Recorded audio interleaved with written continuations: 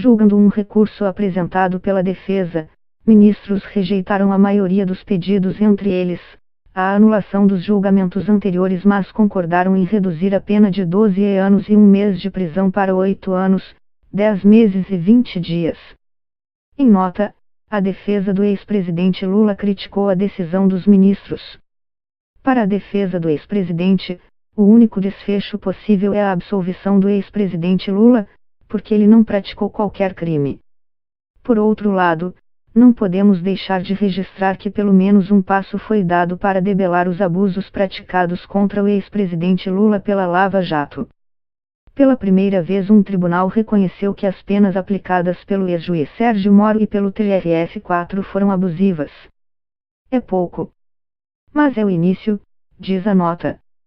O efeito prático da redução é que Lula poderá pedir a progressão do regime fechado, no qual se encontra hoje, para o regime semiaberto a partir do dia 23 de setembro deste ano. O cálculo é de Fernanda de Almeida Carneiro, advogada criminalista e professora da pós-graduação em Direito da Escola de Direito do Brasil, EDB. Segundo o advogado criminalista e professor Fernando Castelo Branco, o processo do tríplex pode prosseguir agora com os chamados embargos de declaração no próprio STJ, ou pode subir para o Supremo Tribunal Federal, STF. Embargos de declaração têm por objetivo esclarecer eventuais contradições ou omissões na decisão do STJ, sem alterar o resultado do julgamento de hoje. Segundo Castelo Branco, podem ser apresentados tanto pela defesa de Lula quanto pelo Ministério Público Federal, MPF. Em seguida, tanto o MPF quanto a defesa podem contestar a decisão da quinta turma do STJ no Supremo, através do chamado recurso extraordinário. Mas este tipo de recurso não discute o mérito do processo. Se limita a verificar se houve alguma inconstitucionalidade durante o processo, diz Castelo Branco. Participaram do julgamento de hoje os ministros Félix Fischer, relator dos casos da Lava Jato no STJ, Jorge Mussi, Reinaldo Soares da Fonseca e Ribeiro Dantas. O ministro Joel Paciornik também integra a turma, mas não participou do julgamento de hoje porque seu advogado pessoal, René Dotti, atuou no processo do tríplex como assistente de acusação da Petrobras. Os 4 ministros que participaram da sessão concordaram de forma unânime com a redução de pena. Seguindo o relatório de Félix Fischer, os ministros rejeitaram a maioria das alegações da defesa de Lula. Esta pretendia, por exemplo, que a condenação inicial do ex-juiz federal Sérgio Moro fosse considerada ilegal. O juiz usou na sentença argumentos diferentes dos elencados pelo Ministério Público na acusação. Enquanto o MPF alegava que Lula teria recebido por meio do tríplex dinheiro desviado de 3 contratos da Petrobras com a empreiteira OS, Moro destacou em sua sentença que o dinheiro saiu de uma conta de propinas informal que o PT manteria com a construtora. A defesa também alegava que Moro não tinha competência para julgar o caso uma vez que a suposta propina não teria relação direta com a Petrobras. A investigação deveria ter tramitado na Justiça Federal no estado de São Paulo, onde fica o tríplex. Alternativamente, a defesa pedia que o caso fosse julgado pela Justiça Eleitoral, pedido que também foi negado pelos ministros. Fischer entendeu, apesar disso, que a pena de Lula foi aumentada de forma exagerada pelo Tribunal Regional Federal da 4ª Região, o TRF-4, em janeiro de 2018. Naquela ocasião, os desembargadores alteraram a decisão original de Moro, que tinha condenado Lula a 9 anos e 6 meses de prisão, em julho de 2017, para 12 anos e 1 mês de prisão. O entendimento do relator foi seguido pelos outros ministros.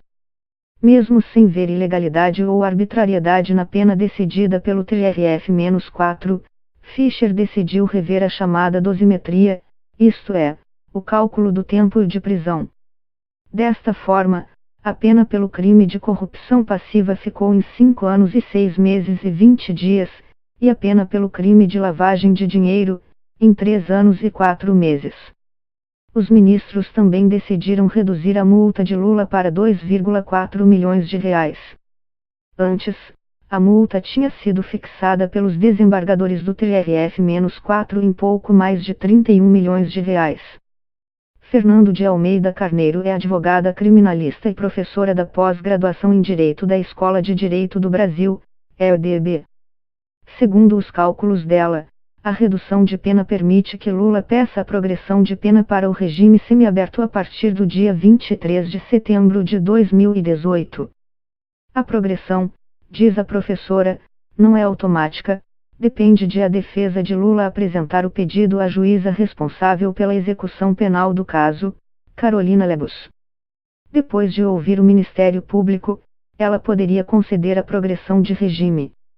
Como Lula está preso desde abril de 2018, em setembro ele terá cumprido o patamar de 1/6 da nova pena, necessário para a progressão.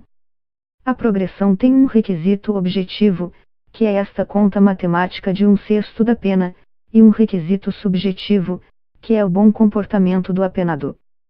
Como o Lula não teve, até onde se sabe, problemas no período em que esteve preso, é provável que a progressão seja concedida, diz ela. O regime semiaberto é aquele no qual o preso pode sair da cadeia durante o dia para trabalhar ou estudar, retornando ao cárcere durante a noite e aos fins de semana. Na prática, a maioria dos estados brasileiros não dispõe de vagas suficientes para o cumprimento do semiaberto, e por isso é frequente que os presos deste regime sejam enviados para a prisão domiciliar, são obrigados a ficar em casa durante a noite, mas podem sair para trabalhar ou estudar durante o dia, diz Fernanda. Ainda segundo ela, a lei brasileira estabelece que o preso cumpra a pena perto da família, sempre que possível. Por isso, Lula pode pedir para cumprir o regime semiaberto em São Paulo ou em São Bernardo do Campo, SP, onde residia antes de ser preso. Lula pode ver a sua ida para o regime semiaberto impedida ou revertida por conta do processo relativo ao sítio de Atibaia. Neste caso, o ex-presidente é acusado de ter recebido propina da mesma empreiteira OAS por meio de uma reforma de um sítio que seria utilizado por ele e sua família no interior de São Paulo. No começo de fevereiro deste ano, a juíza federal Gabriela Ard condenou Lula a 12 anos e 11 meses de prisão neste caso. Na primeira instância ela estava substituindo Moro, à época na 13ª Vara Federal de Justiça, em Curitiba. Se a condenação neste caso for confirmada pelo TRF-4, a nova pena seria somada àquela da condenação anterior. Isto poderia impedir a progressão para o semiaberto, caso a condenação se dê antes da progressão, ou fazê-lo voltar para a cadeia, se ocorrer depois.